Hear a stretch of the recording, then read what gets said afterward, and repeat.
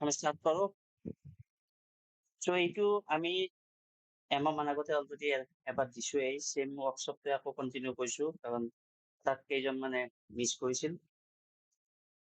আৰু ইয়াৰ পিছত আকৌ এটা ৱৰ্কশ্বপ আছে 31 মে'ৰ পৰা।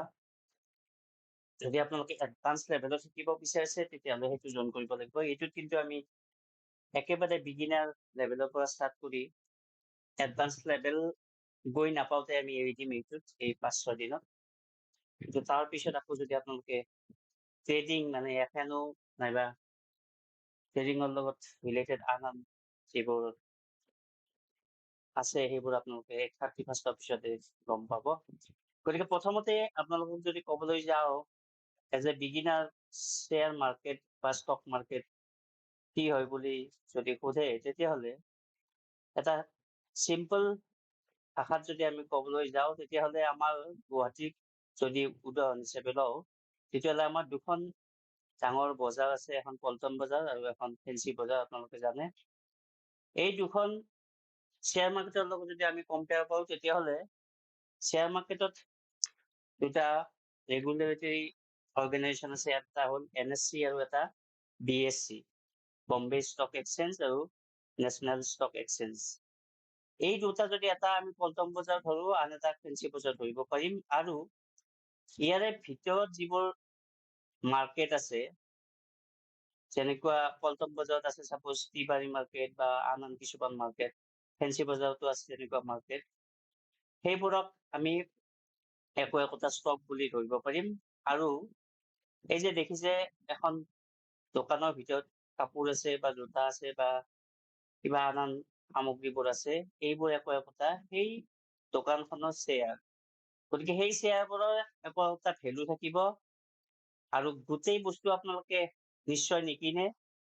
তাৰমানে হ'ল এটা কোম্পানীৰ সকলো শ্বেয়াৰ এজনে লৈ নলয়, কিন্তু তাৰ এটা অংশ আপোনালোকে হয়তো ল'ব আৰু সেই অংশটোকে ক'ব শ্বেয়াৰ, সেই কোম্পানীটোৰ শ্বেয়াৰ। সেই কোম্পানীটো হ'ল এটা ষ্টক আৰু সেই ষ্টকৰ এটা এটা অংশক আপুনি শ্বেয়াৰ বুলি ক'ব পাৰে। আৰু তাৰ পৰা যদি আপোনালোকে এটা শ্বেয়াৰ লয়, তেতিয়াহ'লে সেই কোম্পানীটো এটা অংশীদাৰী আপুনি হ'ব।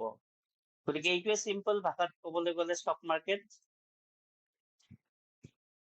এইখিনিতে আপোনাক কৈছো যে মই কোনো সেবি ৰেজিষ্টাৰ এডভাইজৰ নহয়, গতিকে মই যিখিনি এক্সপিৰিয়েঞ্চ লৈছো শ্বেয়াৰ মাৰ্কেটত আজি 6-7 বছৰ, সেইখিনি আপোনালোকৰ লগত শ্বেয়াৰ কৰিম।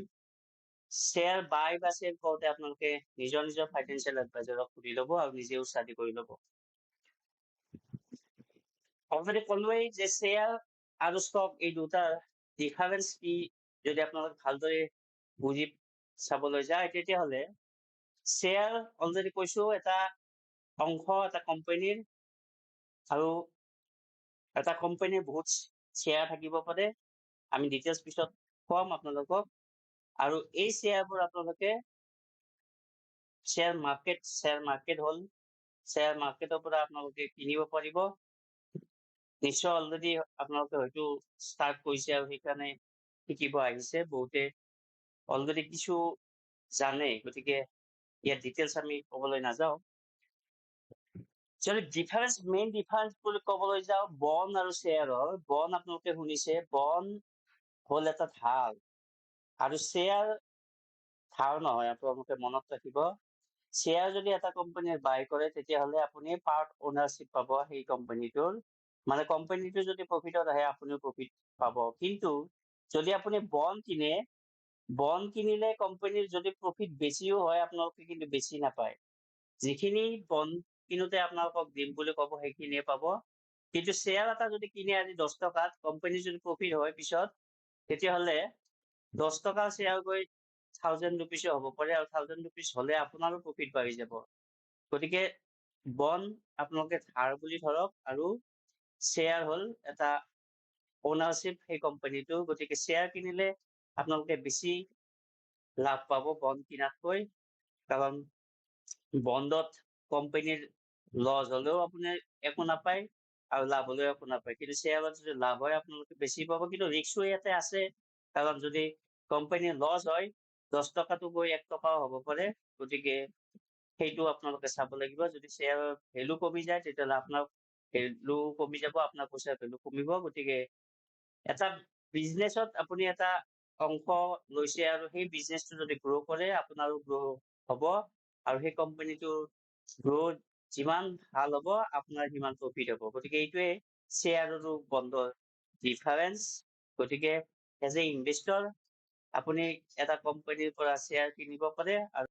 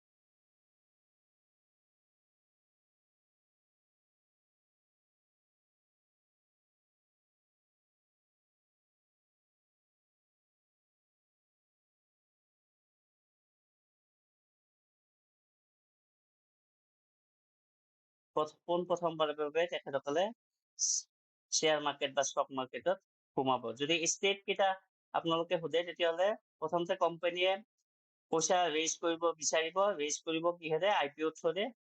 তাৰপিছত তেখেতসকলে এটা পাৰ্ট, তাৰমানে অলৰেডি কোম্পানীটোৰ বহুত শ্বেয়াৰ থাকিব, তাৰ এটা পাৰ্ট চেল কৰিব বিচাৰিব। কাক? আমাক, কাষ্টমাৰক। কাষ্টমাৰ মানে পাব্লিকক। চ' পাব্লিক আৰু বহুত টাইপৰ পাব্লিক আছে, পিছত আমি কম। চ' পাব্লিকে যেতিয়া এটা শ্বেয়াৰ বাই কৰিব বিচাৰিব তেখেতসকলে IPO কিন্তু লট হিচাপে ল'ব লাগিব। লট একোটা প্ৰাইজ অলমষ্ট 14-15,000 আপোনালোকে প্ৰথমতে IPO এটা ল'ব লাগিলে আপোনালোকে খৰচ কৰিব লাগিব। তাৰপিছত IPO এলটমেণ্ট হয় নহয় পিছৰ কথা, আপোনালোকে এপ্লিকেশ্যন দিব। তাৰপিছত তেখেতসকলে যদি আপোনালোকে ইলিজিবল হয় তেতিয়াহ'লে IPO পাব, আৰু IPO পালে সেই 14,000 বা 15,000ৰ যিটো পইচা, সেই পইচাত আপোনালোকক কেইটামান শ্বেয়াৰ দিব, আৰু সেইকেইটা আপোনালোকৰ ব্ৰকিং এপত আহি যাব। তাৰপিছত আপোনালোকে ছেকেণ্ডাৰী মাৰ্কেটৰ কাম এইখিনিতে খতম। প্ৰাইমাৰী মাৰ্কেটত আপোনালোকে সেই যে IPO থ্ৰুৰে শ্বেয়াৰ কেইটা পালে, সেইকেইটা বাই বা চেল, আপোনালোক চেল কৰিব লাগিলে আপোনালোকে প্ৰাইমাৰী মাৰ্কেটত চেল কৰিব লাগিব, আৰু তাত আকৌ কোম্পানীৰ একো লেনদেন নাথাকে। IPO-টো লঞ্চ হোৱাৰ পিছত IPO-ৰ পৰা পইচা যিটো পালে সেইটো কোম্পানীয়ে নিজৰ বিজনেছত ইউজ কৰিব, কিন্তু তাৰ পিছতে IPO লঞ্চ হৈ যোৱাৰ পিছতেই যিখিনি হ'ব সেইখিনি কিন্তু কোম্পানীৰ লগত কোনো লেনদেন নাই, অকল বায়াৰ আৰু চেলাৰ মাজতে এক্সচেঞ্জ হৈ থাকিব। এইটোৱে আচলতে ষ্টক মাৰ্কেটৰ প্ৰচেছ। এতিয়া ষ্টক মাৰ্কেটত অলৰেডি আমি কৈছোৱে দুটা ডাঙৰ এক্সচেঞ্জ আছে। এই এক্সচেঞ্জ দুটাতে আপোনালোকে বাই বা চেল কৰিব লাগিব। এটা হ'ল বম্বে ষ্টক এক্সচেঞ্জ, যিটো অতি পুৰণি 1875তে এষ্টাব্লিছ হৈছিল, আৰু নতুনকৈ যিটো হৈছিল 1992ত NSE স্যাৰ মই এটা প্ৰশ্ন কৰিব পাৰিম নেকি স্যাৰ? বুজিছে, কওক। স্যাৰ IPO-টো আমি কেলে কিনিম? আমি ডাইৰেক্টলি কিয় শ্বেয়াৰ কিনিব নোৱাৰো? মানে IPO কিনিলে আমাৰ বেনিফিট কি হ'ব পাৰে? অকে, কৈ আছো। তো IPO আপুনি যেনে সাপোজ এটা কোম্পানী ষ্টক মাৰ্কেটত নায়েই, নাথাকিলে আপুনি শ্বেয়াৰ কিনিবই নোৱাৰে কোম্পানীটো, বুজি পাইছে? সাপোজ এক্স নামৰ এটা কোম্পানী যোৱাকালিলৈকে শ্বেয়াৰ মাৰ্কেটত নাছিলেই, গতিকে তাৰ শ্বেয়াৰ আপুনি মাৰ্কেটৰ পৰা কিনিবই নোৱাৰিব যদি IPO নাহে। চ' প্ৰথমতে কোম্পানী এক্স নামৰ কোম্পানীটোৱে কি কৰিব, তেখেতসকলে IPO লঞ্চ কৰিব। লঞ্চ কৰাৰ লগে লগে আপুনি এপ্লিকেশ্যন দি সেই কোম্পানীৰ শ্বেয়াৰ কিনিবলৈকে সুবিধা পাব। তাৰমানে প্ৰথম সেইটো ইনিচিয়েল বুলি কয়তো, ইনিচিয়েল মানি। তো ইনিচিয়েল মানিটো আপোনালোকৰ পৰা বা মোৰ পৰা বা যিবোৰ ডাঙৰ ডাঙৰ ইনভেষ্টৰ আছে তেখেতসকলৰ পৰাই পইচাটো লৈ কোম্পানীটোৱে নিজৰ বিজনেছ অলৰেডি থাকিবই অবভিয়াছলি, কাৰণ IPO লঞ্চ কৰাৰ আগতে 3 বছৰমান আগৰ পৰাই কোম্পানীয়ে নিজৰ বিজনেছ যিটো ভাল বেয়া এইবোৰ দি থাকিব লাগে এক্সচেঞ্জক। তাৰ পিছতে এক্সচেঞ্জে ডিচাইড কৰিব যে কোম্পানীটোৱে IPO আনিব পৰা হৈছে নে, ইলিজিবল হৈছে নে নাই। গতিকে ইলিজিবল হলেহে তেখেতসকলে IPO লঞ্চ কৰিব পাৰিব। কিন্তু এতিয়া আপোনাৰ কুৱেশ্যনটো হ'ল যে কিয় IPO কিনিব, লাভ হ'ব নে নহয়, ঠিক আছে? চ' সেই এক্স নামৰ কোম্পানীটো আপুনি আগতে জানিব চাব লাগিব যে কোম্পানীটো কি কৰিব, এই যে পইচাটো লৈছে, আৰু কোম্পানীটোৰ অলৰেডি বিজনেছ কি কৰি আছে, আৰু ফিউচাৰত এই যিটো বিজনেছ কৰিবলৈকে পইচা লৈছে এই বিজনেছটোৰ গ্ৰোথ কেনেকুৱা।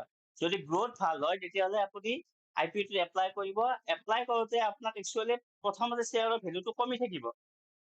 আপুনি সাপোজ সেই কোম্পানীটোৰ এটা শ্বেয়াৰৰ দাম 1000 rupees IPOৰ মতে, গতিকে আপুনি যদি 1000 rupees কৰি 15টা শ্বেয়াৰ পাইছে, তেতিয়াহ'লে 15,000 টকা আপুনি খৰচ কৰিছে। কিন্তু যেতিয়া শ্বেয়াৰ মাৰ্কেটত আহি গ'ল কোম্পানীটোৰ, এতিয়া সেই শ্বেয়াৰৰ প্ৰাইচ যেতিয়া বাঢ়ি যাব 1000ৰ পৰা সাপোজ 1200 হ'ল, তেতিয়াহ'লে আপোনাৰ লগে লগে 15টা শ্বেয়াৰ আছে, 15 into 2, তো 3000 আপোনাৰ লঞ্চ হোৱাৰ দিনাই পাই গ'ল আপুনি প্ৰফিট। তো এতিয়া তাৰ পিছত আপুনি বিক্ৰী কৰি দিয়ে নে আকৌ শ্বেয়াৰৰ দাম বাঢ়ি যোৱালৈকে অপেক্ষা কৰে, সেইটো আপোনাৰ কথা। বুজি পাইছে? এইটোৱে সুধিছিল নে কি আছিলে? Yes sir, correct. বুজিলো স্যাৰ। কাৰণ আপুনি IPO নোহোৱাকৈ কোম্পানী শ্বেয়াৰ কিনিবই নোৱাৰিব। IPO লঞ্চ কৰাৰ পিছতহে আপুনি সুবিধা পাব বম্বে ষ্টক এক্সচেঞ্জ বা নেশ্যনেল ষ্টক এক্সচেঞ্জৰ পৰা সেই কোম্পানীৰ শ্বেয়াৰ কিনিবলৈ। IPO নোহোৱালৈকে কোম্পানীটো ইয়াত লিষ্টিঙে নাথাকে, ঠিক আছে? Okay. অকে, চ' এই দুটা এক্সচেঞ্জ যদি কৈছো 1992 মোৰো এটা কথা সুধিবলৈ আছিলে। কওক স্যাৰ। IPO আৰু NFO এৰ যে ডিফাৰেন্স কি? এটা অলপ পিছত কৈ আছো বাৰু।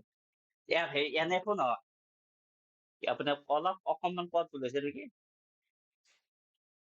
NFO সোধা নাই আপুনি, বেলেগ কিবা এটা সুধিছে।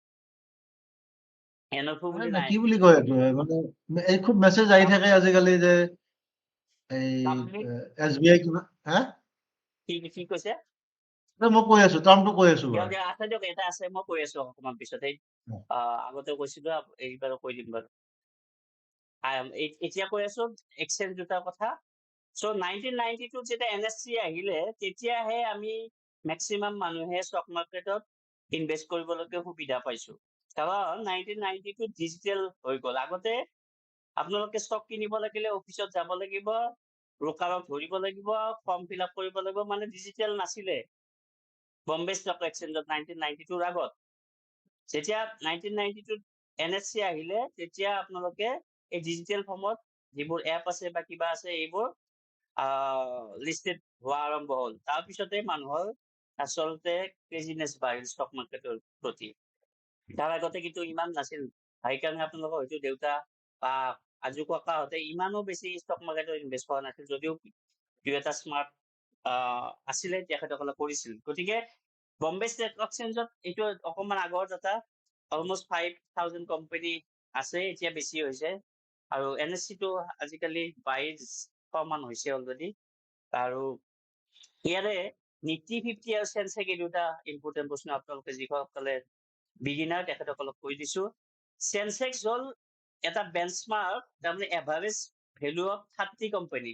30টা কোম্পানীৰ যি 30টা কোম্পানী বম্বে ষ্টক এক্সচেঞ্জত লিষ্টিং আছে, সেই কেইটা কোম্পানীৰ এটা কম্বাইন ভেলুটোকে কয় চেনচেক্স। গতিকে এই চেনচেক্সত 30টা কোম্পানী থাকিব আৰু আনহাতে 50টা কোম্পানী থাকিব NSE-ত। NSE-ৰ 50টা কোম্পানী যিটো এটা কম্বাইন ইণ্ডেক্স, এইটোক ক'ব নিফটি 50। আমি প্ৰায় সকলোৱে কৈ থাকো নিফটি বাঢ়িলে নিফটি কমিলে বা চেনচেক্স বাঢ়িলে চেনচেক্স কমিলে। আচলতে চেনচেক্স মানে হ'ল 30টা বম্বে ষ্টক এক্সচেঞ্জত লিষ্ট হৈ থকা কোম্পানীৰ কম্বিনেশ্যন, আৰু নিফটি 50 হ'ল 50টা কম্বিনেশ্যন, 50টা কোম্পানীৰ কম্বিনেশ্যন। ইয়াৰ এই নিফটি 50ত সোমাবৰ কাৰণে কোম্পানী কি কৰিব লাগে বা কি কি ক্ৰাইটেৰিয়া, সেইবোৰ আমি পিছত আপোনালোকক কম। তাত আলফা বিটা বহুত কিবা কিবি আছে। গতিকে এইবোৰ আমি লাহে লাহে গম পাই থাকিম। কিন্তু এতিয়া কৈছো যে 30টা কোম্পানী, এই 30টা কোম্পানীক একেলগে এটা ইণ্ডেক্স কওঁ, আৰু সেই ইণ্ডেক্সটো বম্বে ষ্টক এক্সচেঞ্জত থকা 30টা কোম্পানী চেনচেক্স, আৰু NSE-ত 50টা কোম্পানী আছে, সেইকেইটাক আমি নিফটি 50 বুলি কওঁ। ঠিক আছে, কিবা ডাউট আছে? নাই ন? অকে, এইখিনি অলৰেডি কৈছোৱেই, আকৌ অকণমান ডিটেইলছ ক'ব বিচাৰিছো। চব যেতিয়া কোম্পানী এটা লিষ্টিং হবলৈকে আহে, তাৰমানে তেখেতসকলে কাক চেল কৰিব লাগিব? শ্বেয়াৰ ইনভেষ্টৰক। ইনভেষ্টৰ কোন হ'ব পাৰে? আপুনি বা মই, পাব্লিক। FII মানে হ'ল ফৰেন ইনষ্টিটিউচনেল ইনভেষ্টৰ, যিবোৰ ইণ্ডিয়াৰ বাহিৰত আছে, যিসকলে ইণ্ডিয়াত ইনভেষ্ট কৰিব বিচাৰিছে থ্ৰু ষ্টক মাৰ্কেট, আৰু তেখেতসকলক আমি কম FII। আৰু DII কি হয়? DIIও ইনভেষ্টৰে হয়। DII হ'ল ডমেষ্টিক ইনষ্টিটিউচনেল ইনভেষ্টৰ। তাৰমানে আমাৰ ইণ্ডিয়াৰ ভিতৰতে কিছুমান ধনী ব্যক্তি আছে যিসকলে শ্বেয়াৰ মাৰ্কেটত ইনভেষ্ট কৰিব চান্স পায়, আৰু তেখেতসকলক একেলগে আমি DII বুলি কওঁ। আৰু শেষত আন এটা ইনভেষ্টৰ টাইপ আছে HNI।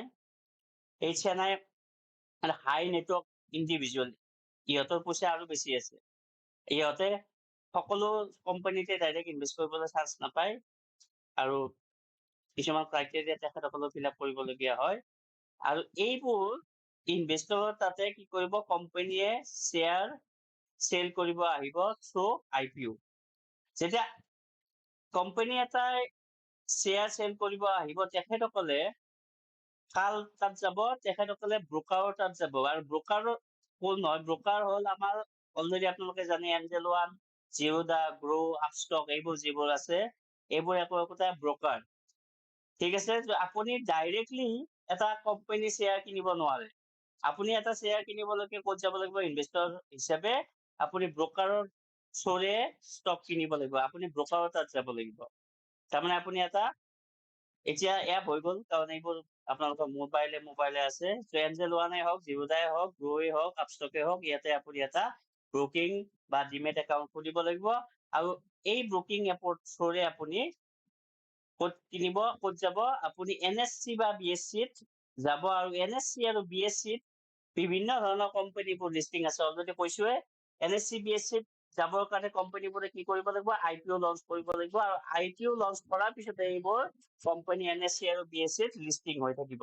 আৰু লিষ্টিং হৈ থকাৰ পিছত আপোনালোকে এই কোম্পানী যিকোনো কোম্পানী আপুনি সাপোজ ৰিলায়েন্সে হওক বা এইচডিএফচি হওক এইবোৰ আপোনালোকে ইয়াৰ পৰা বাই কৰিব পাৰিব আৰু এনএসসি বিএসসি বা আন যিবোৰ কোম্পানী ব্ৰোকাৰ ইনভেষ্টৰ এই সকলোবোৰকেই মনিটৰ কৰিব আন এটা অৰ্গেনাইজেশ্যন সেইটো ক'ব সেবি গতিকে এই সেবি হ'ল এটা মনিটৰিং অৰ্গেনাইজেশ্যন কিবা যদি প্ৰব্লেম কৰে কোনোবা এনএসসি হওক বিএসসি হওক বা ব্ৰোকাৰে হওক বা ইনভেষ্টৰে হওক বা কোনোবা কোম্পানীয়ে কিবা যদি ঘাটালা কৰে তেতিয়াহ'লে সেবিয়ে তেখেতসকলক ধৰিব তেখেতসকলক পানিছমেণ্ট লগাব আৰু এই সেবিৰ দায়িত্ব হ'ল এই গোটেই মাৰ্কেটখনক কণ্ট্ৰল কৰি থকা অলৰেডি প্ৰথমতে আমি এনএসসি বিএসসিৰ কথা কৈছো এই ফেঞ্চি বজাৰ অলৰেডি কৈছো এনএসসি বা বিএসসি যদি আমি কম্পেয়াৰ কৰো তেতিয়াহ'লে ব্ৰোকাৰ হ'ব টিবাৰী মাৰ্কেট ৰাজু মাৰ্কেট বিজয়া মাৰ্কেট হাজৰিকা মাৰ্কেট এইবোৰ হ'ব আপোনাৰ ব্ৰোকাৰ্ছ আৰু এই মাৰ্কেটবোৰত যিবোৰ শ্বপ আছে সেইবোৰ এটা কোম্পানী বা ষ্টক আৰু এই শ্বপবোৰত যিবোৰ বস্তু আছে চাৰ্টে হওক পেণ্টে হওক বা আন বস্তু এই সকলোবোৰ সেই কোম্পানী বা সেই শ্বপখনৰ শ্বেয়াৰ বুজি পাইছে এইটো চিম্পল ভাষাত শ্বেয়াৰ মাৰ্কেটে এনেদৰে কাম কৰে ওকে এতিয়া আহিছো আপুনি কোনোবা এজনে সুধিছিল যে এনএফপিও নহয় FPO okay follow on public offer হয় হয় হয় সো এইকেইটা আপোনালোকে জানি থকাটো উচিত এইকেইটা হ'ল ভেৰিয়াছ ৱে আপুনি বা আপোনাৰ কোম্পানীয়ে কেনেদৰে পইচা পাব্লিকৰ পৰা ল'ব আৰু পাব্লিকৰ পৰা কিয় পইচা ল'ব অলৰেডি কৈছোৱে যে কোম্পানী এটা অলৰেডি চলি আছে কিন্তু কোম্পানীৰ পইচা সাফিচিয়েণ্ট নাই আৰু কোম্পানীয়ে যদি পইচা বেছি ল'বৰ কাৰণে লোন লয় কি প্ৰব্লেম হ'ব পাৰে সাপোজ আপোনাৰ এটা কোম্পানী আছে আপুনি শ্বেয়াৰ মাৰ্কেটত নগৈ কি কৰি আছে আপুনি অলৰেডি কোম্পানীৰ ব্যৱসায় চলি আছে কিন্তু আপুনি আকৌ বেছি ভালদৰে ব্যৱসায়টো আগবঢ়াই নিব খুজিছে তেতিয়া আপুনি বেংকত লোন বেছি ললে লাভ হ'ব নে আইপিও লঞ্চ কৰি পাব্লিকৰ পৰা পইচা ললে লাভ হ'ব আপোনালোকৰ মতে কি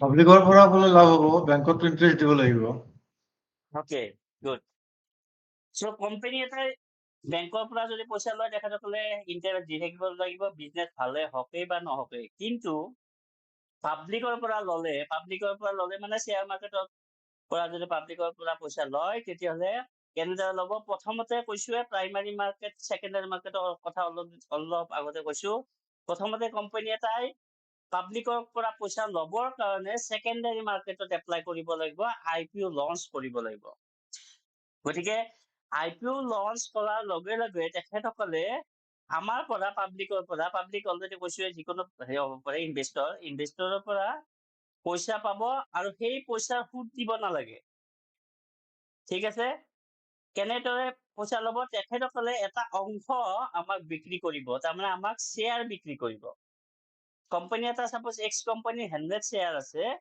100 শ্বেয়াৰৰ সাপোজ 20টা শ্বেয়াৰ আমাক আইপিঅ থ্ৰুৰে চেল কৰিব গতিকে আমি এই 20টা শ্বেয়াৰৰ মূল্য আমি তেখেতসকলক দিম আৰু সেই মূল্যটো লৈ তেখেতসকলে আগত যিটো বিজনেছ চলি আছে তাক গ্ৰ' কৰিবৰ কাৰণে ইউজ কৰিব পাৰে কোম্পানীয়ে গ্ৰ' অকল কৰাৰ কাৰণে নহয় যদি এটা ধাৰ থকা কোম্পানী আইপিঅ লৈ আহিছে তেতিয়াহ'লে তেখেতসকলে হয়তো তাৰে এটা অংশ ধাৰ মাৰিব পাৰে কাৰণ ধাৰ মাৰি দিলে পিছত যদি প্ৰফিট হয় তেখেতসকলে পিছত বিজনেছ গ্ৰ' হোৱাৰ চান্স থাকে কিন্তু ধাৰ যদি থাকে বেছি তেতিয়াহ'লে পিছত গ্ৰ' হ'বৰ কাৰণে সুবিধা নাপায় কাৰণ তেখেতসকলে ইণ্টাৰেষ্ট দি থাকিব লাগে ফৰ এক্সাম্পল আমি যদি কওঁ ভোডাফোন আইডিয়াত বহুত ধাৰ আছে এতিয়া কেইদিনমান আগতে ভোডাফোন আইডিয়া কি কৰিছে এফপিঅ লঞ্চ কৰিছিল গম পাইনে 2 মাহ হ'ল চাগে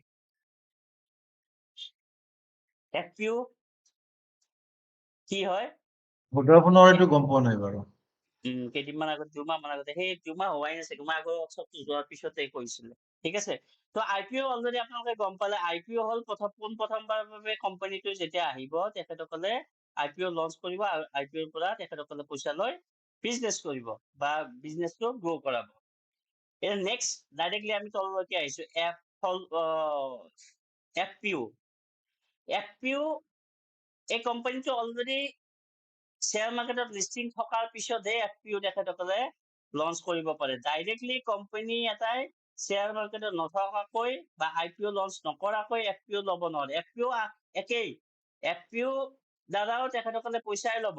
তাৰমানে ধৰি লওক IPO প্ৰথমবাৰ IPO পৰা পইচা ল'লে, ছেকেণ্ড টাইম তেখেতসকলক আকৌ পইচা মই লগা হ'ল। মাজতে এটা ইণ্টাৰাপশ্যন দিছো, শ্লাইড খিনি অ। কিন্তু এখন শ্লাইডে দেখি আছো, শ্লাইডটো চেঞ্জ হোৱা নাই দেখোন। ফাৰ্ষ্টখন অকল ষ্টক নেকি? মাৰ্কেট প্ৰথম শ্লাইডখনে আহি আছে, চবৰ কাৰণে বেলেগত বেলেগত দেখা নাই নেকি? নাজানো। স্যাৰ সবাই ফাৰ্স্টে আহিছে স্যাৰ। কিয় কোৱা নাই তেতিয়াৰ পৰা? এক মিনিট।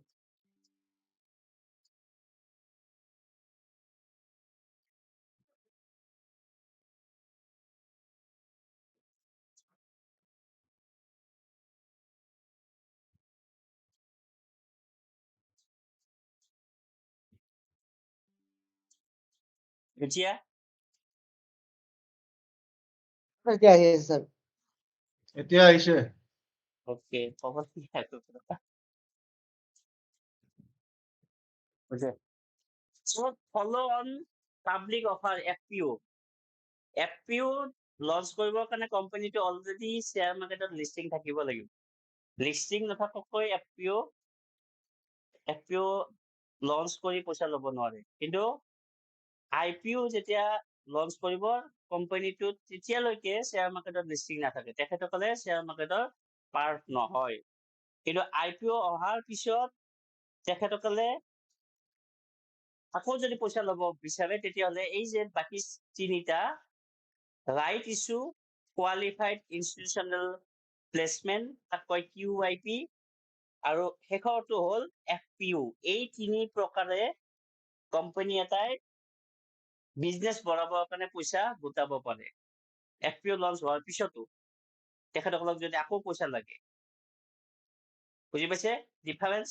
FPO আৰু IPO দুটাই আপোনালোকে এপ্লাই কৰি কোম্পানীটোৰ শ্বেয়াৰ কিনিব পাৰিব। কিন্তু IPO পোন প্ৰথমবাৰৰ বাবে, কিন্তু FPO অলৰেডি FPO যেতিয়া আনিব, সেই কোম্পানীটো অলৰেডি শ্বেয়াৰ মাৰ্কেটত লিষ্টিং থাকিব। ঠিক আছে? তো ইয়াতো লটতে বিক্ৰী কৰে। আপুনি যদি FPO এপ্লাই কৰে, তেতিয়াহ'লে ভোডাফোন আইডিয়াৰ এক্সাম্পলটোৱে দিছো, তেখেতসকলে 11 ৰুপিছত পাৰ শ্বেয়াৰ হিচাপত FPO আনিছিলে যোৱা এমাহ আগত। আৰু যেতিয়া FPO আনিছিল, ভোডাফোন আইডিয়াৰ প্ৰাইচ চলি আছিল 13 ৰুপিজ, 12 পইণ্ট চামথিং, 13 ৰুপিজ। গতিকে FPO আপোনালোকে এপ্লাই কৰিলে এইটোৱে লাভ যে কোম্পানীয়ে যিটো প্ৰাইজত শ্বেয়াৰ চলি থাকে, তাতকৈ ডিছকাউণ্ট প্ৰাইজত আপোনাক শ্বেয়াৰ দিব। ঠিক আছে? চ' 11 ৰুপিজ কৰি যদি এটা শ্বেয়াৰ হয়, 14,000 মান যদি তেখেতসকলে লয় এটা ইনভেষ্টৰৰ পৰা, তেতিয়াহ'লে যেতিয়া FPO লিষ্টিং হৈ যাব, সেইদিনাই আপোনালোকে যদি 13 ৰুপিজ তেতিয়াও ভোডাফোনত চলি থাকে, তেতিয়াহ'লে 2 টকাকৈ পাৰ শ্বেয়াৰ আপোনাৰ প্ৰফিট হ'লহেঁতেন, যদি আপোনালোকে এপ্লাই কৰিলেহেঁতেন। বুজি পাইছে ছাৰ? এতিয়া FPO আৰু IPO। হেল্ল', শুনি আছো, হয়। বুজি পাইছে ন? ঠিক তেনেকে ৰাইট ইছ্যু কোম্পানীয়ে পইচা গোটাই ৰাইট ইছ্যু কৰিও, ৰাইট ইছ্যু হ'বৰ কাৰণে অকণমান ডিফাৰেঞ্চ এটা থাকে। ৰাইট ইছ্যুত যদি আপুনি এপ্লাই কৰিব লাগে, তেতিয়াহ'লে আপুনি অলৰেডি সেই কোম্পানীৰ শ্বেয়াৰ কিনি থব লাগিব। আপোনাৰ হাতত অলৰেডি সেই কোম্পানীৰ শ্বেয়াৰ যদি নাথাকে, তেতিয়াহ'লে আপুনি ৰাইট ইছ্যুত ভাগ ল'ব নোৱাৰিব। ৰাইট ইছ্যু একেই, ইয়াতো কোম্পানীয়ে আপোনাক ডিছকাউণ্ট প্ৰাইজত শ্বেয়াৰ দিব। যদি আপোনাৰ হাতত সাপোজ 1000 শ্বেয়াৰ অলৰেডি আছেই, আৰু এটা শ্বেয়াৰত যদি আপোনালোকে 10 টকাকৈ কিনি থৈছে, তেতিয়াহ'লে কোম্পানীটো হয়তো আপোনাক অফাৰ দিব যে ৰাইট ইছ্যু আমি লৈ আহিছো, আপোনালোকক 8 টকাকৈ শ্বেয়াৰ দিম, আপোনালোকে আমাৰ পৰা ল'ব পাৰে। কিন্তু তেতিয়া ৰাইট ইছ্যু আপুনি এপ্লাই কৰিবৰ কাৰণে অলৰেডি শ্বেয়াৰ হোল্ডাৰ হ'ব লাগিব সেই কোম্পানীটো। যিসকল শ্বেয়াৰ হোল্ডাৰ নহয়, যিসকলে অলৰেডি কোম্পানীটো শ্বেয়াৰ লৈ থকা নাই, তেখেতসকলে ৰাইট ইছ্যুত ভাগ ল'ব নোৱাৰিব। কিন্তু FPOত পাৰিব, IPOতো পাৰিব। ঠিক আছে? এইটো ডিফাৰেঞ্চ ৰাইট ইছ্যু আৰু FPO। গোটেইকেইটা একে প্ৰকাৰৰ বস্তু, গোটেইকেইটাৰ থ্ৰুৰে কোম্পানীয়ে পইচা ল'ব। গোটেইকেইটা কোম্পানীয়ে দিয়া একোটা ব্যৱস্থা আপোনালোকে যাৰ থ্ৰুৰে আপুনি শ্বেয়াৰ কিনিব পাৰে আৰু QIP একেই ইয়াতে আকৌ সকলোৱে ভাগ ল'ব নোৱাৰে ইয়াতে কোৱালিফাইড ইনষ্টিটিউচনেল প্লেচমেণ্ট তাৰমানে কিছুমান অলৰেডি ইলিজিবল কেণ্ডিডেট হ'ব লাগিব কিছুমান ক্ৰাইটেৰিয়া ফিল আপ কৰিব লাগিব তেতিয়াহে QIP ভাগ ল'ব পাৰিব গতিকে FPUত সকলোৱে পাৰে ৰাইট ইছ্যুত অলৰেডি শ্বেয়াৰ হোল্ডাৰ যদি আপুনি হয় তেতিয়া পাৰে আৰু কোৱালিফাইড ইনষ্টিটিউচনেল প্লেচমেণ্টত সকলোৱে নোৱাৰে তাৰ কিছুমান ক্ৰাইটেৰিয়া থাকে যিসকলে ফুলফিল কৰে তেখেতসকলেহে পাৰিব এইখিনিয়ে আকৌ ইয়াত ডিটেইলছ বেছি মই নকওঁ আপোনালোকে শ্লাইডটো চালে গম পাব পজ কৰি চাব IPO FPO main difference already কৈছোৱেই FPO দ্বাৰা ভাগ ল'ব লাগিলে আপুনি কি কৰিব লাগিব কোম্পানীটো অলৰেডি থাকিব লাগিব শ্বেয়াৰ মাৰ্কেটত আৰু IPOত পোন প্ৰথমবাৰৰ কাৰণে আহে আৰু সেইটো সেবিত ৰেজিষ্টাৰ হোৱাৰ পিছত কোম্পানীটো এটা ষ্টক মাৰ্কেটৰ পাৰ্ট হয় ঠিক আছে নেক্সট অলৰেডি ক'লো QIP কোনে কোনে ভাগ ল'ব পাৰে পাব্লিক ফাইনেন্সিয়েল ইনষ্টিটিউচনে ভাগ ল'ব পাৰে কমাৰ্চিয়েল বেংকে পাৰে মিউচুৱেল ফাণ্ডে পাৰে ফৰেন ইনষ্টিটিউচনেল ইনভেষ্টৰে পাৰে আৰু বহুত এইবোৰ যিসকলৰ যিটো ইনভেষ্টমেণ্ট ভেলু তাত কিছুমান লিমিট থাকে 25,000 crore লাইক ডেট সেইসকলেহে QIP ভাগ ল'ব পাৰে নৰ্মেল পাব্লিকে QIP ভাগ ল'ব নোৱাৰে ৰাইট ইছ্যুত কিন্তু সকলোৱে পাৰে ৰাইট ইছ্যু আকৌ এটা ৰেচিঅ'ত দিয়া হয় যদি আপোনাৰ হাতত এটা শ্বেয়াৰ আছে ৰাইট ইছ্যু যদি 1:2 থাকে দিয়ে তেতিয়াহ'লে এটা শ্বেয়াৰৰ বিনিময়ত আপুনি দুটা শ্বেয়াৰ কিনিব পাৰিব আৰু ডিছকাউণ্ট প্ৰাইজত পাব কিন্তু ইয়াতে অলৰেডি কৈছো এক্সিষ্টিং শ্বেয়াৰ হোল্ডাৰকহে ডিছকাউণ্ট প্ৰাইজত দিয়ে সকলোৱে নোৱাৰে FPOত কিন্তু সকলোৱে পাৰে ঠিক আছে এইখিনিয়ে right issue QIP FPO IPO এই গোটেইকেইটা কোম্পানীয়ে পইচা গোটোৱা একোটা ব্যৱস্থা ঠিক আছে এতিয়া ডিমেট একাউণ্ট কি হয় ডিমেট একাউণ্ট হ'ল ডিমেটেৰিয়েলাইজ একাউণ্ট যাৰ থ্ৰুৰে আপুনি কোম্পানীত যিবোৰ কোম্পানী লিষ্টিং থাকিব সেইবোৰ কোম্পানী বাই আৰু সেল কৰিব সুবিধা পাব ঠিক আছে সো এই ডিমেট একাউণ্ট আপুনি যদি শ্বেয়াৰ কিনি থয় তাত হোল্ডিং হ'ব হোল্ডিং হোৱাৰ পিছত ইলেক্ট্ৰনিক ফৰ্মত থাকিব আৰু ইলেক্ট্ৰনিক ফৰ্মেটত থকাৰ পিছত আপুনি সেই কোম্পানীৰ শ্বেয়াৰ যদি আপুনি বিক্ৰী কৰিব যায় তেতিয়াহ'লে ডিমেট একাউণ্টৰ পৰা বিক্ৰী কৰিব পাৰিব আৰু কিনিব যেতিয়া যাব কিনাৰ লগে লগে ডিমেট একাউণ্টত নোসোমাই এদিন বা দুদিন লয় তাৰপিছতে সেই ডিমেট একাউণ্টত সোমাই তাৰ ডিমেট একাউণ্টত সোমোৱাৰ পিছতে কিছুমান শ্বেয়াৰ চেল হয় আৰু কিছুমান শ্বেয়াৰ প্ৰথম দিনতে চেল কৰিব পাৰে আপুনি কিন্তু সকলো কোম্পানীৰ শ্বেয়াৰে ডিমেট একাউণ্টত নোযোৱালৈকে চেল কৰিব নোৱাৰে যদি আপুনি হোল্ডিং বা ডেলিভাৰীত উঠাই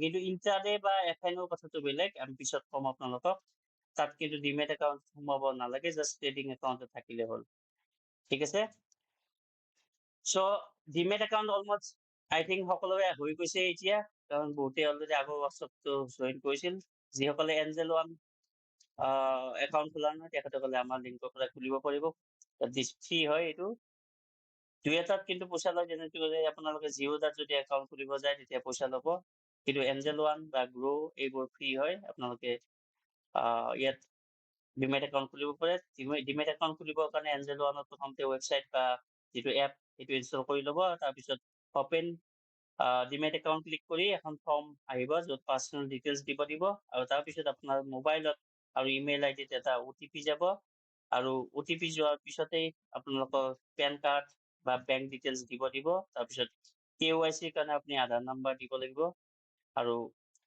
আপলোড কৰিব লাগিব আপোনাৰ চেলফি আৰু চিগনেচাৰ তাৰপিছত আপোনালোকৰ দুইদিনমান লাগে এক্টিভ হোৱালৈকে একাউণ্ট এটা তাৰপিছত ভেৰিফাই হোৱাৰ পিছত আপোনালোকে শ্বেয়াৰ বাই চেল কৰিব পাৰিব তো এইটো আমি আগতেও কৈছিলো যিসকলে নতুন ফাৰ্ষ্ট টাইম জইন কৰিছে এটা ইনভেষ্টমেণ্ট ফৰ্মুলা যিটো নৰ্মেলি আমি যিটো বেচিক ফৰ্মুলা সেইটোৱে ইউজ কৰি থাকো বেচিক ফৰ্মুলাটো হ'ল আপুনি যিমান ইনকাম কৰিব তাৰ পৰা এক্সপেন্স যিটো খৰচ সেইটো কৰাৰ পিছত যিখিনি থাকি যায় সেইখিনিহে নৰ্মেল মানুহে ইনভেষ্ট কৰে হয়নে হয়নে নহয়? আপোনালোকে সেইটোৱে কৰে চাগে? আগৰ ৱৰ্কশ্বপটো কৰাৰ কাৰেক্ট পিছত কাৰেক্ট কোনোবাই চেঞ্জ কৰি চাইছে নেকি? So' income minus expense is equal to investment, এইটোৱে নৰ্মেল ফৰ্মুলা।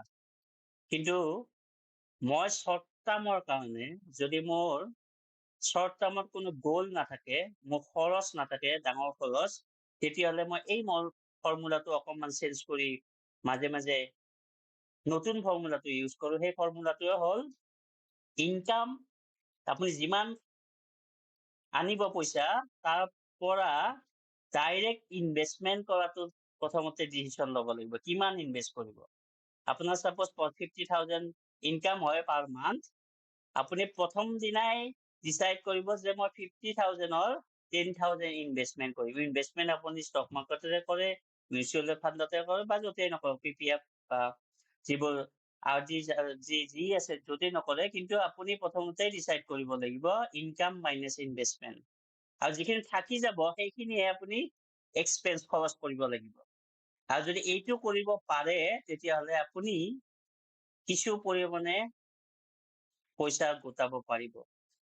কিন্তু এইখিনিতে এটা কণ্ডিশ্যনো আছে, যদি আপোনাৰ ছাপ'জ এবছৰ বা 6 মাহ পিছতে ডাঙৰ কিবা এটা খৰচ আহি আছে, তেতিয়াহ'লে আপুনি এই ফৰ্মুলাটো ইউজ কৰিব নোৱাৰিব, কাৰণ তাৰ কাৰণে আপুনি অলৰেডি পইচা ৰাখি থ'ব লাগিব বেলেগ কৰি, নহ'লে আপোনাৰ হয়তো ইনভেষ্টমেণ্ট সেইটো টাইমত যিটো ইনভেষ্ট কৰিব সেইটো ডাউন থাকিব পাৰে, তাৰ পৰা উলিয়াব সুবিধা নাপাব পাৰে। গতিকে লং টাৰ্মৰ কাৰণে আমি একেলগে এই ফৰ্মুলাটো ইউজ নকৰোঁ, কিন্তু মাজে মাজে 2-3 মাহৰ কাৰণে আমি এই ফৰ্মুলাটো ইউজ কৰি চাব পাৰোঁ, আৰু এইটো কিন্তু বেনিফিট দিয়ে। মই নিজে মাজে মাজে ইউজ কৰি আছোঁ এই 7 বছৰৰ যিটো মোৰ ইনভেষ্টমেণ্ট জাৰ্নি, আৰু তাত লাভো হৈছে, নোহোৱা নহয়। কিন্তু যদি আকৌ কৈছোঁ, যদি খৰচ থাকে ডাঙৰ খৰচ, তেতিয়াহ'লে এইটো নকৰিব। নৰ্মেল যিটো ইনকাম মাইনাছ এক্সপেন্স যিকোনো ইনভেষ্টমেণ্ট এইটো কৰিব। আৰু যদি খৰচ নাই, বিয়া বা তেনেকুৱা কিবা ডাঙৰ অনুষ্ঠান নাই আপোনাৰ অহা এবছৰ বা 6 মাহ, তেতিয়াহ'লে ইনকাম মাইনাছ ইনভেষ্টমেণ্ট ডাইৰেক্ট প্ৰথমতে ইনভেষ্ট কৰিব, তাৰপিছত থাকি যোৱাখিনিয়ে এক্সপেন্স কৰিব। এইটো কৰিলে কিন্তু বহুখিনি পৰিমাণে এক্সপেন্সো কমি যায়, খৰচো কমি যায়। নৰ্মেল যিবোৰ অদৰকাৰী খৰচ সেইটো কিন্তু কমি যায়। যদি মিউচুৱেল ফাণ্ড আপুনি 2,000 কৈ থ'ম বুলি ভাবিছে, 2,000 যদি 5টা মিউচুৱেল ফাণ্ড খুলিলে ছাপ'জ, তেতিয়াহ'লে তাত 10,000 সোমাই গ'ল।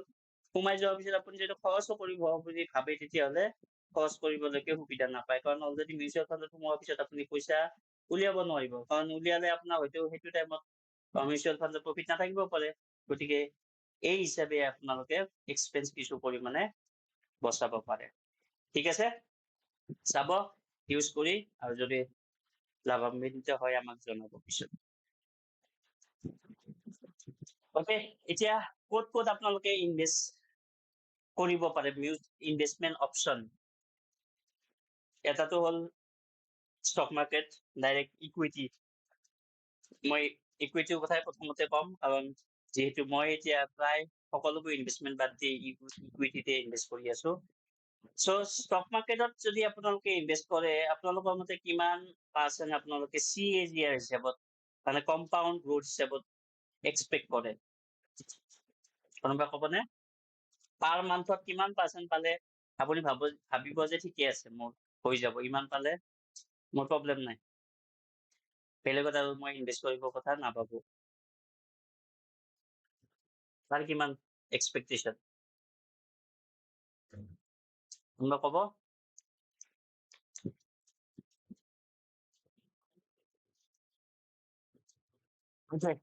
CAGR যদি আপুনি 15, 16, 17% পাইছে, আপুনি বহুত টকা অলৰেডি ইনকাম কৰিলেই। ঠিক আছে, কাৰণ ষ্টেটিষ্টিক্স যদি চাবলৈ যাওঁ, লাষ্ট 20 yearsত যদি কোনোবা ষ্টক মাৰ্কেটত ইনভেষ্ট কৰি আছে, তেতিয়াহ'লে ষ্টেটিষ্টিক্স মতে 15.1% প্ৰফিট পাইছে, আৰু লাষ্ট 10 yearsত 2012ৰ পৰা 11.86 অনলি। গতিকে আপোনালোকে হয়তো এইখিনি কম বুলি ডাইৰেক্টলি কম সময়তে ধনী হোৱাৰ কিছুমান ব্যৱস্থা বাছি লয়, আৰু সেই ব্যৱস্থাবোৰো ভাল যদি আপুনি লাৰ্ণ কৰি আৰ্ণ কৰে।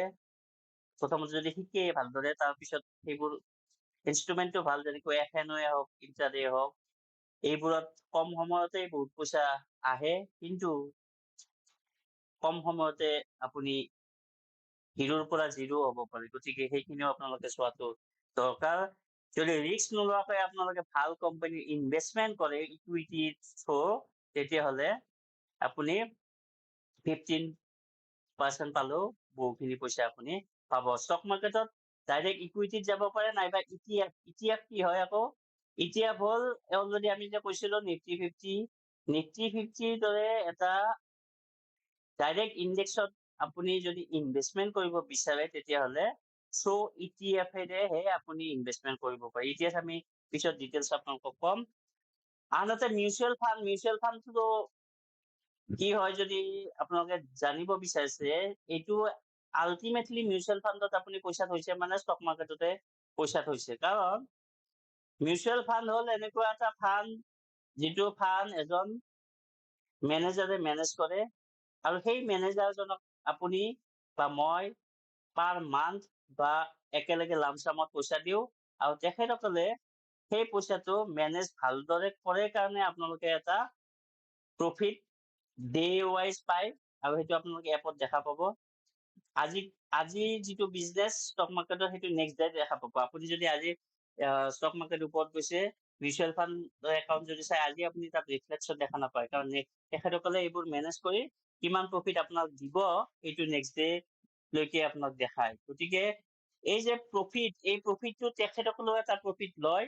তেখেতসকলৰ যিবোৰ খৰচ, তেখেতসকলৰ যিটো ফাণ্ড মেনেজমেণ্ট কৰাৰ কাৰণে যিটো পইচা তেখেতসকলক লাগে, সেইটো আপোনাৰ পৰা কাটি দি যিটো পইচা থাকি যাব প্ৰফিট, সেইটো শ্বেয়াৰ কৰে, আৰু সেইটোৱে হ'ল মিউচুৱেল ফাণ্ড। ইয়াতে মিউচুৱেল ফাণ্ড আৰু ষ্টকত ডাইৰেক্ট ইনভেষ্টমেণ্ট কৰাৰ ডিফাৰেন্সটো যদি জানিব বিচাৰিছে, তেতিয়াহ'লে যদি আপুনি ষ্টক মাৰ্কেটৰ বিষয়ে ভালদৰে নাজানে, তেতিয়াহ'লে প্ৰথমতে মিউচুৱেল ফাণ্ডত ইনভেষ্ট কৰিলে আপুনি বেছি লাভ পাব। কাৰণ ষ্টক মাৰ্কেটত আপুনি নাজানি য'তে ত'তে পইচা সোমাই দিয়াতকৈ মিউচুৱেল ফাণ্ডত দিলে, মিউচুৱেল ফাণ্ডৰ যিবোৰ মেনেজাৰ আছে, তেখেতসকল কিন্তু আপোনাতকৈ বেছি অভিজ্ঞ, তেখেতসকল এক্সপাৰ্ট। গতিকে তেখেতসকলে ক'ত থব লাগে, কেতিয়া ক'ৰ পৰা ওলাব লাগে, এই সকলো কথা জানে, আৰু তাৰ ফলত আপোনালোকে বিনা ৰিস্কত আপুনি মাথা নলগোৱাকৈ, টাইম নিদিয়াকৈ 12 to 15% প্ৰফিট পাব। গতিকে এইটোৱে হ'ল মিউচুৱেল ফাণ্ড। নেক্সট আপোনালোকে কৰিব ক'ত পাৰে ইনভেষ্টমেণ্ট? FD, যিটো মোৰ হিচাপত আজিকালি প্ৰায় নকৰে, কাৰণ FDত কিমান পাব আপুনি? নৰ্মেল যদি আপোনাৰ চিনিয়ৰ চিটিজেন নহয়, তেতিয়াহ'লে 3 to 7% আপুনি প্ৰফিট পাব, আৰু যদি চিনিয়ৰ চিটিজেন হয়, তেতিয়াহ'লে 4 to 8% মান আপোনালোকে প্ৰফিট পাব পাৰে FDত পইচা থলে। ঠিক তেনেকে RDও প্ৰায় আজিকালি নকৰে, নৰ্মেল মানুহে কৰিলে RDত 6 to 7% পায়, আৰু চিনিয়ৰ চিটিজেনে হয়তো 8% মান পায়। গতিকে এইটো আমি অকণমান পুৰণি কালৰ ইনভেষ্টমেণ্ট ষ্ট্ৰেটেজি বুলিয়ে ক'ম। নেক্সট বণ্ডত হ'ব পাৰে। বণ্ডত আপোনালোকে এটা ফিক্স ইনকাম পাব পাৰে 12 to 14%, আৰু আন এটা ইনভেষ্টমেণ্ট অপশ্যন হ'ল PPF, য'ত 7 to 8% ফিক্স ইনকাম আপোনালোকে পাব। কিন্তু PPF-ত থলে আপোনাৰ লকিং পিৰিয়ড থাকিব, 15 years আপোনালোকে পইচাটো উলিয়াব নোৱাৰিব। বণ্ডে হওক নাইবা আন যিবোৰ ষ্টক মাৰ্কেট বা মিউচুৱেল ফাণ্ড, সেইবোৰত আপোনালোকৰ লকিং নাথাকে। মিউচুৱেল ফাণ্ডৰো এটা লকিং আছে, যিটো আমি অলৰেডি আপোনালোকক দেখাইছিলো, এটা কোৱা নহ'ল, ELSS। আপোনালোকে যদি টেক্স বেনিফিট পাব বিচাৰে, তেতিয়াহ'লে ELSS নামৰ যিটো স্কিম, এইটো এটা মিউচুৱেল ফাণ্ডে হয়। ইয়াত থলে আপোনালোকে কিন্তু 3 years লৈকে পইচা উলিয়াব নোৱাৰিব, কিন্তু তাৰ পৰা টেক্স বেনিফিট পাব। কিন্তু নৰ্মেল মিউচুৱেল ফাণ্ড বা ষ্টকত পইচা থলে সেইটো আপোনালোকে টেক্স বেনিফিট নাপায়। গতিকে PPF-ত আপোনালোকে পইচা থব পাৰে যদি থব বিচাৰে। আৰু শেষত আন এটা ভাল ইনভেষ্টমেণ্ট স্কিম, যদি আপোনালোকে গ'ল্ডত ডাইৰেক্ট ফিজিকেল গ'ল্ড নিকিনি, কাৰণ ঘৰত গ'ল্ড থৈ দিলেতো কেতিয়া ডকাইত আহি লৈ যাব ঠিক নাই, আজিকালি যিটো সমস্যা, কিন্তু ডাইৰেক্ট ফিজিকেল গ'ল্ড নিকিনি আপোনালোকে ডিজিটেল গ'ল্ড কিনিব পাৰে। ডিজিটেল গ'ল্ডটোৱে হ'ল ছভাৰেন গ'ল্ড বণ্ড, যিটো আপোনালোকে ইনডাইৰেক্টলি গ'ল্ডে কিনি আছে, আৰু তাৰ পৰা আপোনালোকে 13-14% আগৰ ষ্টেটিষ্টিক্স মতে প্ৰফিট পাব পাৰে। গতিকে ইয়াৰ ভিতৰত আপোনালোকে কোনটো ইনভেষ্টমেণ্ট ষ্ট্ৰেটেজি ভাল পায় বা কোনটোত ইনভেষ্টমেণ্ট কৰে আপোনালোকৰ কথা। কিন্তু এই ৱৰ্কশ্বপটোত আমি মিউচুৱেল ফাণ্ড, ষ্টক আৰু ইণ্ট্ৰাডে আৰু এফএনৰ কথা অকণমান কম, কাৰণ আমি ষ্টক মাৰ্কেটৰ ওপৰতে আপোনালোকক কিছু কথা ক'বলৈকে আহিছো। গতিকে বাকীকেইটা ইনষ্ট্ৰুমেণ্টত আপোনালোকে যদি ভাবে কৰিব পাৰে, দুই এটাত ৰিস্ক কম, কিন্তু ষ্টক মাৰ্কেটত ৰিস্ক আছে, মিউচুৱেল ফাণ্ডতো ৰিস্ক আছে, কাৰণ তেখেতসকলেও ষ্টক মাৰ্কেটতে ইনভেষ্টমেণ্ট কৰে।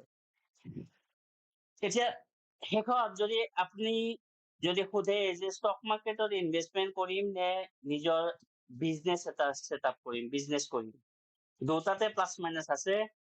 আপুনি যদি বিজনেছ কৰে আপোনাৰ কেপিটেল প্ৰথমতে বেছি লাগিব, আৰু সৰু বিজনেছ আপুনি হয়তো পঢ়া শুনা গতিকে পঢ়া ল'ৰা বা পঢ়া শুনা কৰা মানুহ, গতিকে আপোনালোকে সৰু বিজনেছ কৰিব ভাল নাপাব, ৰাস্তা ঘাটত চাহৰ দোকান বা যিয়ে নহওক। গতিকে তাৰ কাৰণে আপোনাক এটা কেপিটেল, হিউজ কেপিটেল ষ্টাৰ্টিঙতে লাগে। গতিকে আপোনাৰ হাতত যদি ষ্টাৰ্টিং কেপিটেল বেছি নাথাকে, তেতিয়াহ'লে আপুনি ঠিক তেনেকে বিজনেছ যেনেদৰে কৰে ষ্টক মাৰ্কেটকো বিজনেছ হিচাপে ল'ব পাৰে। কাৰণ আল্টিমেটলি বিজনেছৰ পৰাও 10 to 15% ইনকামে হয় মেক্সিমাম বিজনেছত প্ৰথমতে, যদি আপোনাৰ বিজনেছটো বহুত ডাঙৰ লাৰ্জ স্কেলত নহয়।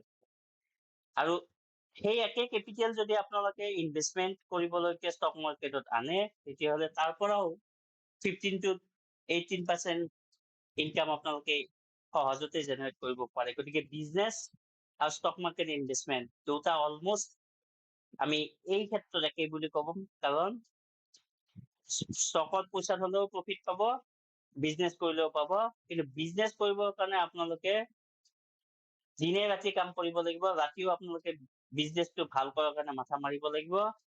কিন্তু ষ্টক মাৰ্কেটত ডাইৰেক্ট যদিও আপোনালোকে মাথাটো মাৰিব নালাগে, কিন্তু কোম্পানীবোৰে কি কৰি আছে বা কি কৰা নাই য'ত আপুনি ইনভেষ্টমেণ্ট কৰিব, সেইবোৰৰ খবৰ ৰাখিব লাগিব, তাৰ মানে ষ্টাডি কৰিব লাগিব। কিন্তু বিজনেছ ডাইৰেক্ট কৰাতকৈ অকণমান টাইম ইয়াতে আপোনাৰ কম দিলেও কোনো কথা নাই, কাৰণ কোৱাৰ্টাৰলি আপোনালোকে কোম্পানীয়ে ৰিজাল্ট পাব্লিছ কৰে, আৰু সেই ৰিজাল্ট বা সেই বিজনেছ সেই কোম্পানী কেনেকুৱা হৈছে সেইটো সময়ত 3 মাহৰ মূৰে মূৰেও যদি ষ্টাডি কৰে, তেতিয়াহ'লে আপোনাৰ ইনভেষ্টমেণ্ট ভালে চলি থাকিব।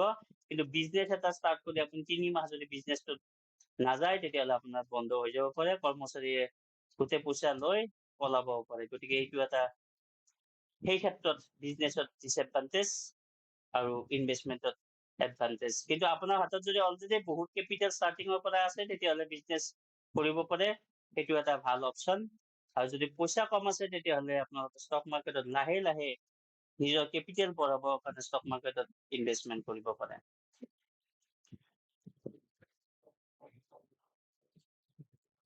ঠিক আছে, এইখিনি বুজি পালে কাৰোবাৰ ডাউট আছে?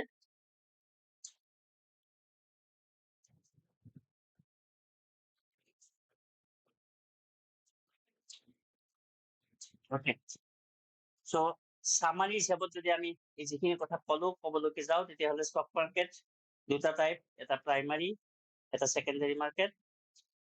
প্ৰাইমাৰী মাৰ্কেটত আহিবৰ কাৰণে DRHP প্ৰস্পেক্ট নামৰ এটা ডকুমেণ্ট আছে, যিটো ডকুমেণ্ট কোম্পানীয়ে ফিল আপ কৰি সেবিক জমা দিব লাগে, আৰু সেবিয়ে তাৰ ওপৰত ভিত্তি কৰি এই DRHP প্ৰস্পেক্টত একচুৱেলি কোম্পানীটোৰ কি বিজনেছ কৰে, কোম্পানীটোৱে লাষ্ট 3 বছৰ কোম্পানীটোৰ বিজনেছ কেনেকুৱা হৈছে, সেই সকলো কথা লিখা থাকে, আৰু তাৰ ওপৰত ভিত্তি কৰি সেবিয়ে কোম্পানীটোক IPO লঞ্চ কৰিবৰ কাৰণে এলাও কৰে। আৰু যদি এই প্ৰস্পেক্টাছত যদি ভাল কথা নাথাকে, কোম্পানী যদি এলিজিবল নহয়, তেতিয়াহ'লে তেখেতসকলে IPO আনিব নোৱাৰে। আৰু IPO অনাৰ পিছত IPO থ্ৰুৰে তেখেতসকলে সেই কোম্পানীটোৱে শ্বেয়াৰ মাৰ্কেটত লিষ্টিং হয়, আৰু তাৰ পৰা শ্বেয়াৰ মাৰ্কেটৰ পৰা আমাৰ দৰে ইনভেষ্টৰৰ পৰা তেখেতসকলে পইচা লয়। আনহাতে ছেকেণ্ডাৰী মাৰ্কেট যিটো আমি সদায় কওঁ market open, market close. Market open হয় নৰ্মেলি 9:15, কিন্তু 9:15 আগতেই 9টাৰ পৰা আপোনালোকে ধৰিব পাৰে, এই 9টাত যিটো ষ্টাৰ্ট হয়, 9টাৰ পৰা 9:08 এইখিনিক কয় pre market session. So 9 to 9:08 এইখিনিক কয় প্ৰি মাৰ্কেট। তাৰপিছতে 9:15 আপোনালোকে ষ্টক বাই চেল কৰিব পাৰে, আৰু এই ট্ৰেডিং বা ইনভেষ্টমেণ্ট 9:15 পৰা 3:30 PM লৈকে আপোনালোকে কৰিব পাৰে আৰু এইখিনি সময়তে কোনোবা বায়াৰে বাই কৰিব কোনোবা কোম্পানীৰ ষ্টক আৰু কোনোবা সেলাৰে সেল কৰিলেহে বাই কৰিব, নহলে যদি সেলাৰ নাথাকে তেতিয়াহ'লে কোনোবাই বাই কৰিব নোৱাৰিব আৰু যদি বায়াৰ নাথাকে সেল কৰিব নোৱাৰিব, কাৰণ এইখিনিয়ে এই সময়খিনিত 9:15 পৰা 3:30 লৈকে ষ্টক বাই আৰু সেল মানে এক্সচেঞ্জ হে হৈ থাকে, তাত কোনো কোম্পানীৰ লগত কানেকশ্যন নাথাকে। কিন্তু IPO থ্ৰুৱে যিটো পইচা আপোনালোকে দিছে সেইটো কোম্পানীৰ ডাইৰেক্ট কোম্পানীটোৱে পাব, তাৰপিছত পইচা কিন্তু কোম্পানী কেতিয়াও নাপায়। এইখিনি আমাৰ মাজতে বাই আৰু সেলৰ মাজতে ৰোটেট হৈ থাকে। ঠিক আছে? মোৰ এটা কুৱেশ্যন আছে উম, ছাৰ, IPOত যিমানখিনি শ্বেয়াৰ বিক্ৰী হয় সেইখিনি শ্বেয়াৰে আল্টিমেটলি ছেকেণ্ডাৰী মাৰ্কেটত ঘূৰি থাকে নেকি? কোনখিনি IPOত যিখিনি পইচা যিমানখিনি শ্বেয়াৰ আছে নহয়, কোম্পানীত গোটেই শ্বেয়াৰ থাকিব নহয়, সেই কোম্পানীৰ হয়। যিটো শ্বেয়াৰ গোটেইখিনি শ্বেয়াৰে আপোনালোকে বাই চেল কৰি থাকিব পাৰে। ঠিক আছে, IPO খিনিয়ে নহয়। কোম্পানীৰ কাৰণ আচ্ছা আচ্ছা কেতিয়াবা কি কৰিব, কোম্পানী অ'নাৰেও শ্বেয়াৰ চেল কৰিব নহয়। অপেন ঠিক। মাৰ্কেটত কোম্পানী অ'নাৰেও শ্বেয়াৰ চেল কৰি দিব পাৰে, তেতিয়াহ'লে IPOতকৈ বেছি আহি যাব শ্বেয়াৰ মাৰ্কেটত। কোম্পানীৰ গোটেই আচ্ছা শ্বেয়াৰ IPOত চেল কৰি নিদিয়ে, নহ'লেতো কোম্পানী অ'নাৰৰ চিট নাথাকিবই। এটা অংশহে অ'কে IPOত থলে আমাক দিয়ে, বাকী কোম্পানীৰ প্ৰমোটাৰ বুলি কয়, প্ৰমোটাৰৰ হাতত শ্বেয়াৰ থাকিব অলৰেডি। আৰু IPO অনাৰ আগতে কোম্পানী যেতিয়া এষ্টাব্লিছ কৰিছে তেতিয়াও কোম্পানীক কিছু অংশ বেলেগক দিয়ে, আৰু সেইটো শ্বেয়াৰ মাৰ্কেটত লিষ্টিং নথকাতেই কোম্পানীৰ শ্বেয়াৰ বেলেগে ল'ব পাৰে, সেইবিলাকৰ প্ৰচেছ বেলেগ আছে। ফৰ এক্সাম্পল, আপুনি যদি এটা কোম্পানী খুলিছে, মোক পাৰ্টনাৰ হিচাপে প্ৰথম দিনৰ পৰাই ল'ব পাৰে, বা মই আপোনাক পইচা আচ্ছা দিছো, আপুনি মোক শ্বেয়াৰ কিবা প্ৰফিট দিব, কিন্তু তেতিয়া আপুনি শ্বেয়াৰ মাৰ্কেটত লিষ্টিং থাকিব নালাগে। ঠিক আছে, আমি দুটাই বিজনেছ কৰি আছো, কেইবছৰমান পিছত ভাবিলো যে আমাক এতিয়া পইচা লাগে, আমি দুটাৰ যিখিনি পইচা আছে সেইখিনি কোম্পানী চলাব নোৱাৰো, তেতিয়া আমি IPO কাৰণে এপ্লাই কৰিম সেবিত, আৰু যদি পাওঁ তেতিয়াহ'লে এতিয়া নতুন নতুন ইনভেষ্টৰ ল'ম, তাৰমানে যিসকলে IPO কিনিব তেখেতসকলে আমাৰ একোটা পাৰ্টনাৰ হৈ যাব, কিন্তু ইনডাইৰেক্ট পাৰ্টনাৰ। ঠিক আছে, গতিকে আমি মাজতে যদি ভাবো যে আমাৰ ডাইৰেক্ট শ্বেয়াৰ চেল কৰিব লাগে, আমি ডাইৰেক্ট অপেন মাৰ্কেটতে শ্বেয়াৰ চেল কৰিব পাৰিম, আপুনি এজ এ অ'নাৰ বা মই এজ এ অ'নাৰ। ঠিক আছে, গতিকে তাত কোনো কথা নাই। আৰু এটা কুৱেশ্যন আছিলে আমাৰ, আপুনি চেনচেক্স আৰু নিফটি 50 ক'লে দুটাত বেলেগ বেলেগ ছেট অফ উম, সেয়া থাকে, মানে উম, নিফটি 50 সেয়াত একেখিনি কোম্পানীয়ে থাকিব পাৰে নে দুইটা কমপ্লিটলি বেলেগ বেলেগ? দুই এটা কমন থাকিব পাৰে, কাৰণ কিছুমান কোম্পানী BSE টো লিষ্টিং আছে, NSE টো লিষ্টিং আছে, আৰু কিছুমান অকল এটাটো থাকিব পাৰে, সেইটো সেনেকুৱা কথা নাই, দুটাতে কমনো থাকিব পাৰে কিছুমান কোম্পানী। ঠিক আছে, কিন্তু 30টা কোম্পানীক একেলগে বম্বে ষ্টক এক্সচেঞ্জত চেনচেক্স বুলি কয়, আৰু 50টা কোম্পানীক NSE নিফটি 50 বুলি কয়। আৰু বেংক নিফটি আছে আৰু বেংক এক্স আছে, এইবিলাক আমি পিছত ডিছকাছ কৰিম, সেইবিলাকো একোটা ইণ্ডেক্স হয়। Okay, ঠিক আছে, চ' নেক্সট ছেশ্যনত আমি ট্ৰেডিং ইনভেষ্টমেণ্ট ইন ডিটেইলছ ক'ম, গতিকে আজিলৈকে ইমানেই। আপোনালোকৰ যদি কিবা ডাউট আছে সুধিব পাৰে, নাই যদি আমি ইয়াতে সমাপ্ত কৰিছো আজি। আশা কৰিছো আপোনালোক কিছু পৰিমাণে বিগিনাৰ যিসকলে আছে তেখেতসকলে বুজি পাইছে। প্ৰথম ছেশ্যনটো আচলতে পিউৰলি বিগিনাৰৰ কাৰণে বনাইছো, লাহে লাহে যিসকল এক্সপাৰ্টো আছে তেখেতসকলেও কিছু কণ্টেণ্ট পাব, গতিকে আশা কৰিছো অহা ছেশ্যনতো আপোনালোকক লগ পাম। ধন্যবাদ, শুভৰাত্ৰি।